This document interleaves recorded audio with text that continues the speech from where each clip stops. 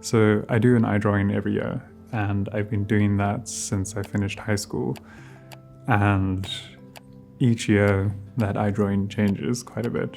And I've always found that it's like this benchmark for technical progress, and I've really enjoyed using it as a way to gauge how my techniques are changing and how hopefully I'm improving over the years. But I think if I'm honest with myself, it's a lot more than that. It's also paying homage to what got me into drawing in the first place, and that was a moment in high school when I was doing my final art exam, and I decided to just draw a wall of eyes, and I spent a really, really long time drawing a lot of eyes. And when I presented it to the adjudicators, and then we had like a little show and showed it to all the parents and people, all of our finished artworks, some people wanted to buy those, and that's when the penny dropped for me that I might be able to do this as a living. And I think more so than benchmarking my technique and seeing where I'm at technically, these drawings are paying homage to the moment that made me feel like I could do this. And they're these incredibly powerful moments that punctuate and help me often through quite difficult times. And this drawing particularly did that for me. Oh, this video is sponsored by Squarespace, but I'll tell you more about them later. The imagery of the eye is really important to me, but another thing that I've been drawing a lot are sunbirds or hummingbirds, depending on where you are in the world. I think that's how it works, I'm not sure.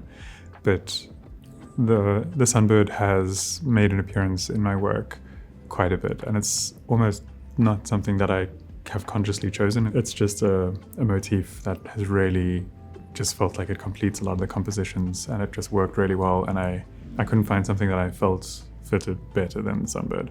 I've been trying to do an eye drawing that had sunbirds in it for years and years, and I could never think of how I could incorporate the two.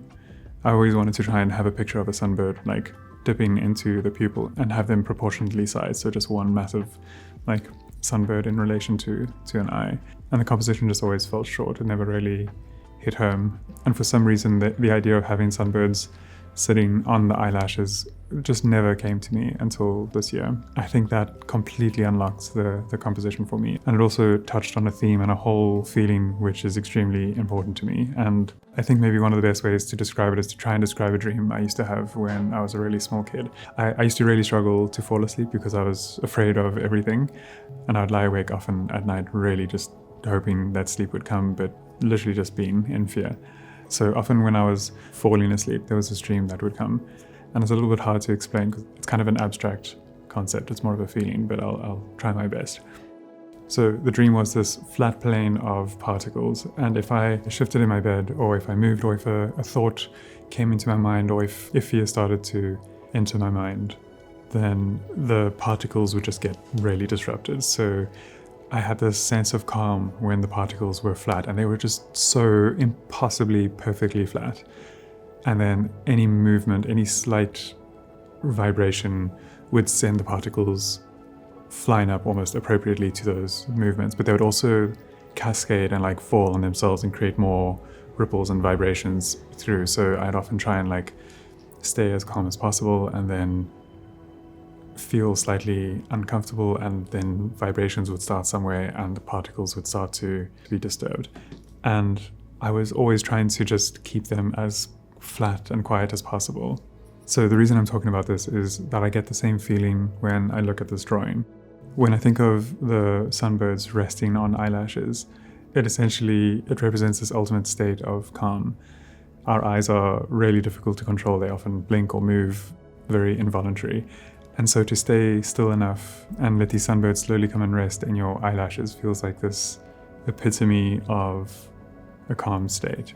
And that's also where I found myself while doing this drawing as well. The last couple of months have been really, really difficult for me. I've been going through quite a lot of change and discomfort.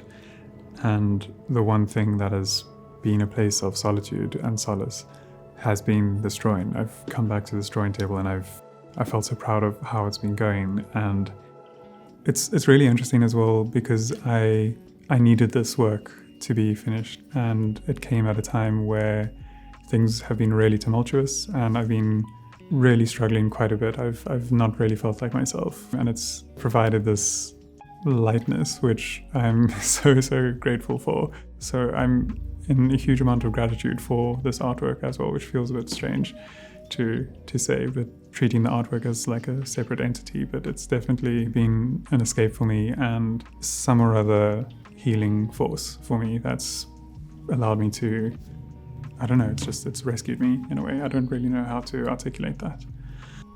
So yeah, I thought I'd just share some of the moments that I've been feeling that make this work really special to me. And yeah, I hope you enjoy a little bit or can take away from that story. Before in this video, I just want to give a quick shout out to this video sponsor, Squarespace.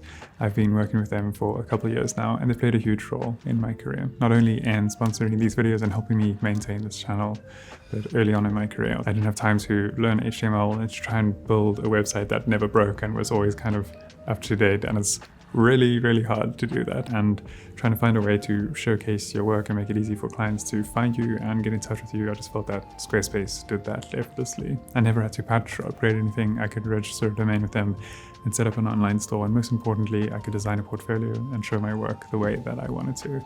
Also, every time I got stuck, their amazing support team helped me out instantly. So if you're looking at building a website, give Squarespace a try, and if you decide that you love them, use the soft code and get 10% off your first purchase. It's often really difficult for me to speak to my work and to try and like explain what something means. Sometimes it's easier to look back at a piece after a few years, and then the meaning of the work makes a lot more sense, or I can more accurately like put words to what it means. But often I don't know what it means when I'm creating it. It's more just I know how I felt, and I think that holds true for this one. But yeah, every step of this piece has been a form of therapy for me and some kind of catharsis, including trying to make this video and to talk about it. So I hope you enjoy it. So if you found it interesting, or if it's inspired you to pick up a pencil and draw, that's best case scenario. But yeah, if you enjoyed this video, leave a like. It helps the channel out in a huge way. If you're interested in seeing more videos, remember to subscribe. Also helps us out in a huge way.